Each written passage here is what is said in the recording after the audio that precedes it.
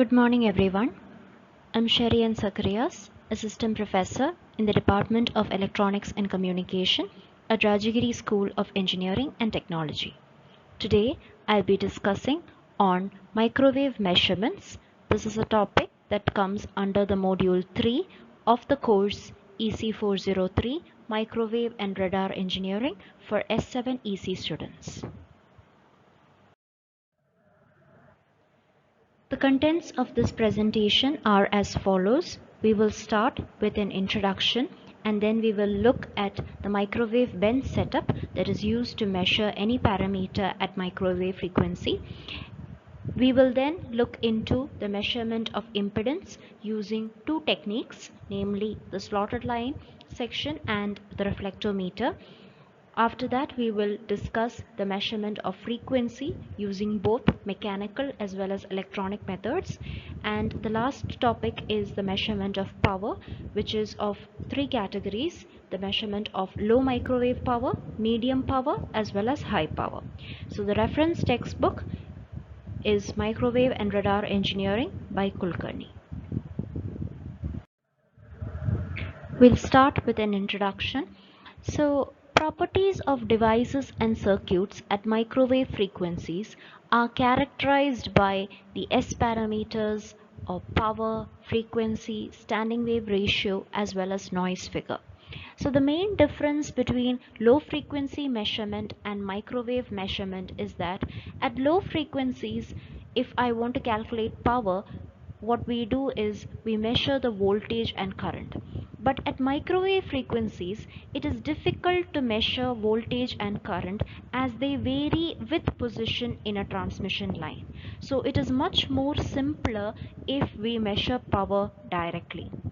At low frequency circuits use lumped elements, whereas at microwave frequencies, the circuit elements are distributed in nature. So most of the quantities measured at microwave frequencies are relative. That is, it is not necessary to know the absolute value. For example, if we consider power measurement, it is sufficient to know the ratio of the two powers rather than knowing the exact absolute value. Now this figure shows the microwave bend setup that is used to measure any parameter at microwave frequencies. So it consists of a signal generator, which consists of a microwave source along with a power supply and modulation unit. So the output is a continuous wave or a square wave modulated signal at 1 kilohertz, and the output power is of the order of milliwatt. The source can either be a gun diode oscillator or a backward wave oscillator or a reflex klystron tube. And then you may have an isolator. So the function of the isolator is that it provides maximum transmission in the forward direction and it suppresses any reflected power from the load back to the source. Another component that is used is the attenuator. So the attenuator is a waveguide with a groove on the lateral side. So by rotating the screw, the depth of penetration of resistive pads will change. This introduces attenuation, and this is basically used to reduce the input of a particular stage in order to prevent overloading. The next component is the frequency meter, which is generally used for direct frequency measurement. It consists of a cylindrical cavity which is mounted on a shaft, and by rotating the shaft, the volume of the cavity changes, resulting in different resonant frequencies. This is followed by a slotted section. The slotted section, it's basically a waveguide in which there is a slot is made on the broad face of the waveguide parallel to the axis, and a small probe is being inserted into the slot, and that is used to sense the relative field strength of the standing wave pattern inside the waveguide. And then you have a probe which is connected to a crystal detector, which is a square law device. That means the output of the detector is proportional to the square of the input voltage at that position of the probe. It's usually terminated using a crystal detector mount which helps to detect the low frequency square wave modulated microwave signal, and then this can in turn be connected to a display such as a CRO or a VSWR meter, and you can take the direct reading of the standing wave ratio in this meter. These figures show a closer view of the various components that are used in the microwave vent setup. So this figure over here shows the slotted line section, which is used for both impedance measurement as well as indirect frequency measurement. This is the frequency meter, which is used for direct frequency measurement. So you can tune this frequency meter, and when the input frequency is equal to the resonant frequency of the cavity, the output waveform will undergo a dip and you are able to take the reading directly from this meter. Then this is a detector mount which is used to detect the low frequency square wave modulated signal, and then you have the VSWR meter which indicates the power values or the standing wave ratio in decibels. Now the measurement of impedance. Impedance can be measured using three techniques, using magic T, slotted line and reflectometer. So we will be focusing on these two techniques in this section. So impedance measurement using slotted line. So our aim is we need to measure the impedance of an unknown load that is being connected to this slotted line section. Okay, so depending upon the load which is connected, there will be incident and reflected waves, and this will be proportional to the amount or degree of mismatch of the load under test. So by using a slotted section and a load that is having an impedance ZL in the circuit, the position of Vmax and Vminimum can be accurately be determined. Now once the position of Vmax and Vminimum are determined, now the unknown load impedance ZL is being replaced with a short circuit, and the shift in the position of the minimum is observed. So if the minimum is shifted to the left, then the impedance is inductive in nature, and if the minimum is shifted to the right, the impedance is said to be capacitive in nature. So the unknown values of the impedance as well as the reflection coefficient can be recorded using a Smith chart. So in this figure, the unknown impedance is being replaced by a short circuit determination, and this shows the standing wave patterns. So the first figure shows the standing wave pattern when the unknown impedance is being connected. In the second and third figure show the case when the load impedance is being replaced by a short circuit determination. So if the position of the minimum is shifted to the left, then you can say that the impedance is inductive in nature, and if the position of the minimum is shifted to the right, then you can say that the impedance is capacitive in nature. Now we will have a look at impedance measurement using reflectometer.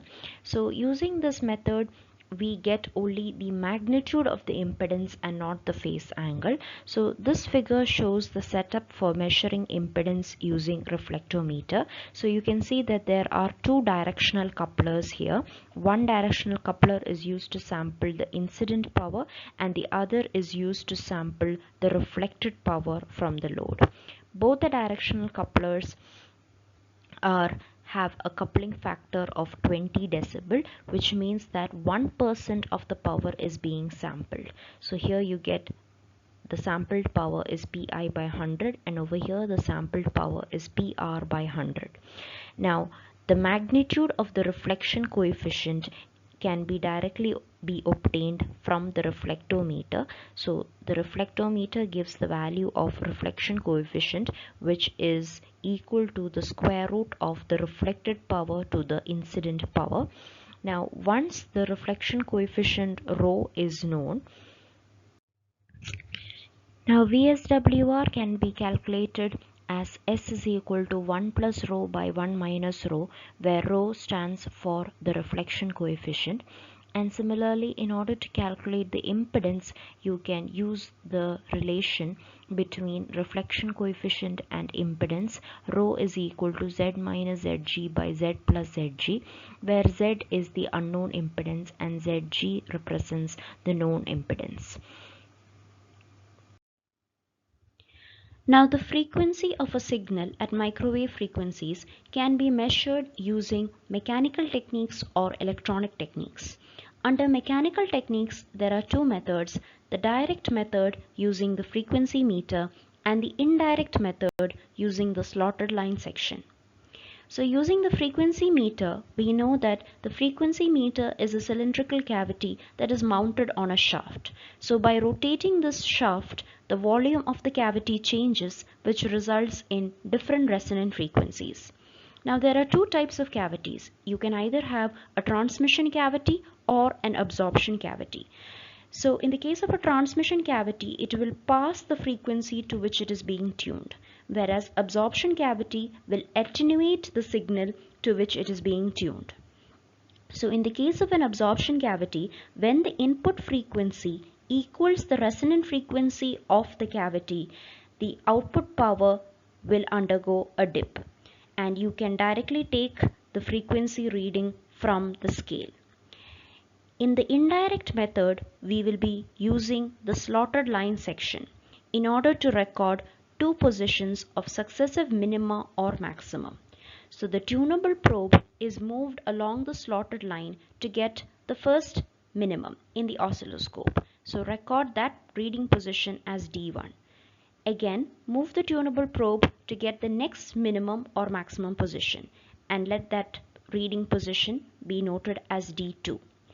So using these two measurements, we can calculate the guide wavelength.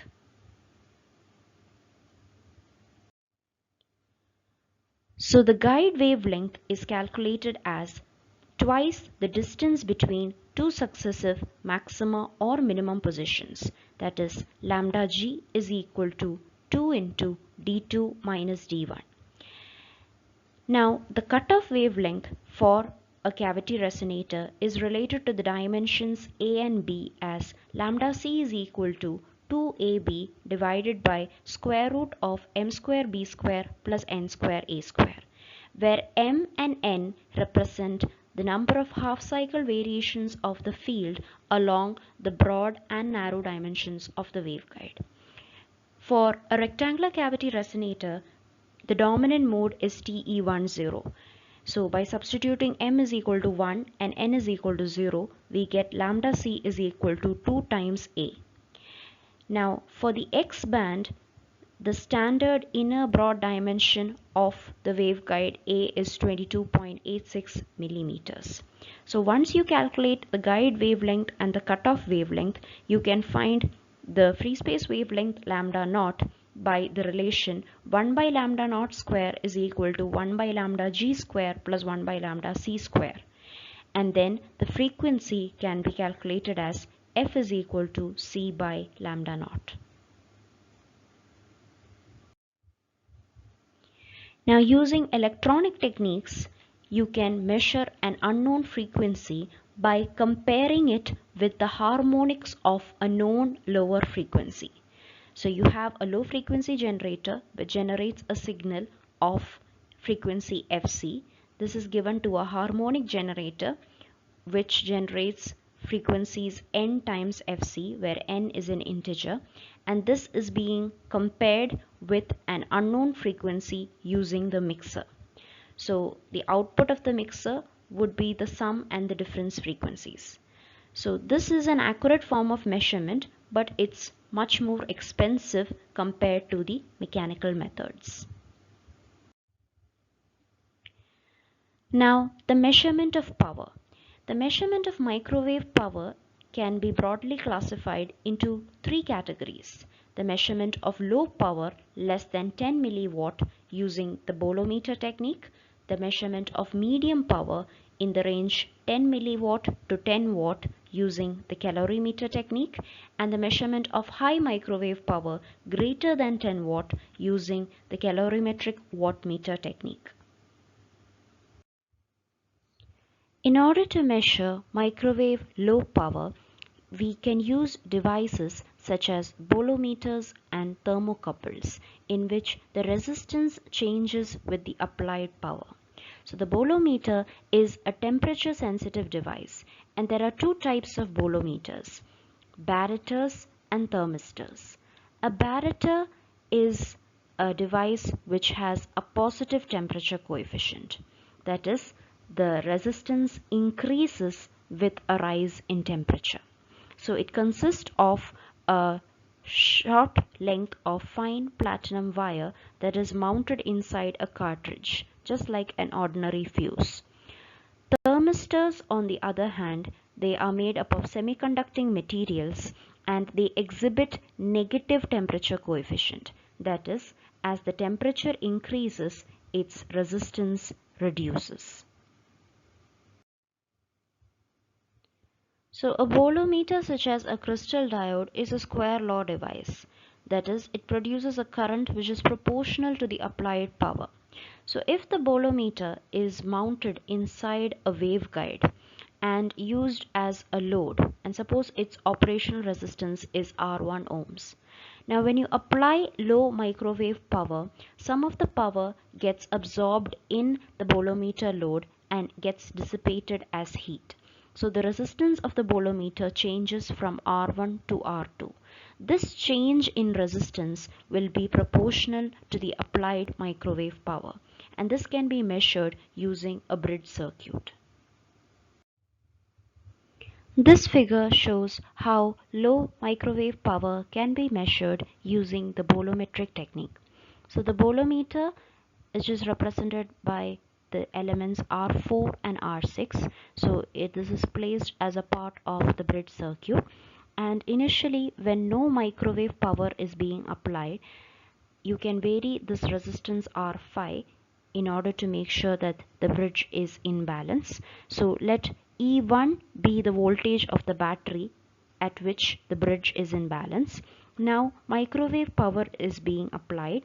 So as the microwave power is applied, some power gets dissipated in the bolometer. So the bolometer heats up and there is a change in resistance. Now the bridge becomes unbalanced. Now the applied DC power has to be changed to a new value E2 in order to bring back the balance condition. So the change in the DC voltage E2 minus E1, that would be proportional to the applied microwave power. Another method is to calibrate the detector G so that when the bridge is unbalanced, it reads the microwave power directly. Now we know that bolometers are temperature sensitive devices. So the resistances R6 and R7, they are used for temperature compensation. So R4 and R6, they are identical bolometer elements. So for a given change in temperature causes the resistances R4 and R6 to reduce by the same amount. So more current will flow through this branch and reducing the current flow through the bridge circuit. This will make sure that the bridge is in balance when no microwave power is being applied. Now the measurement of medium microwave power is done using devices such as the calorimeter, in which the temperature changes according to the applied power.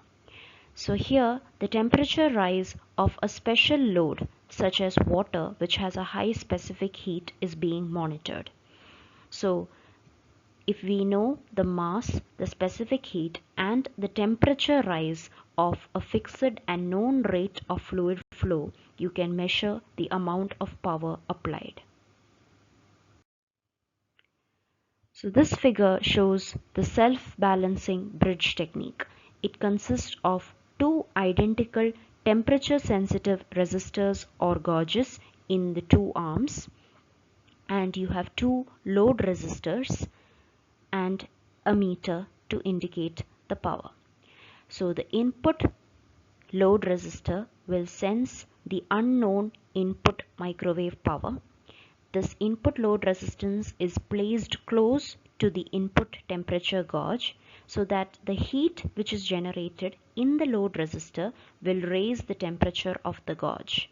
This will result in the unbalance of the bridge. The signal due to this unbalance is then amplified and then applied to the comparison load resistor, and this comparison load resistor is placed close to the comparison gauge. So the heat generated in the comparison load resistor is transferred to its gauge and the bridge is rebalanced. The meter over here measures the amount of power that is supplied to the comparison load in order to rebalance the bridge. You can also calibrate it directly in terms of the input microwave power. And for quick balancing and efficient heat transfer, the components are immersed in an oil stream. And since the flow rate is the same for the two heads, the accuracy of power measurement is also high. In order to maintain a constant temperature, the streams are passed through a parallel heat exchanger. An important point to be noted is that the characteristics of the two gauges must be matched. That is, for equal power dissipation in the two loads, the heat transfer characteristics must be the same. The measurement of high microwave power from 10 watts to 50 kilowatts is done by using calorimetric watt meters. So calorimetric watt meters are of two types: the dry type, which uses a coaxial cable which is filled with a dielectric material that has a high hysteresis loss, or the flow type, which uses water or oil or any liquid which is a good absorber of microwaves. So what happens is that due to the applied microwave power, the fluid after flowing through a load will experience a temperature rise. So if we know the quantity of fluid that is flowing, and if T1 represents the temperature of the fluid before it enters the load, and T2 represents the temperature of the fluid after it emerges from the load, the difference between the temperatures T1 and T2 would be proportional to the amount of power which is absorbed. So the measured power can be expressed by the formula P is equal to Rk into rho T2 minus T1 divided by 4.18, where R represents the rate of flow, K is the specific heat, rho is specific gravity, and T2 minus T1 is the temperature difference in degrees Celsius. But there are certain disadvantages, that is, there can be heat loss that can occur due to conduction or radiation. There can also be errors in the determination of the fluid flow and so on. So in this presentation, we discussed several forms of microwave measurement in terms of impedance, frequency, as well as power. Thank you.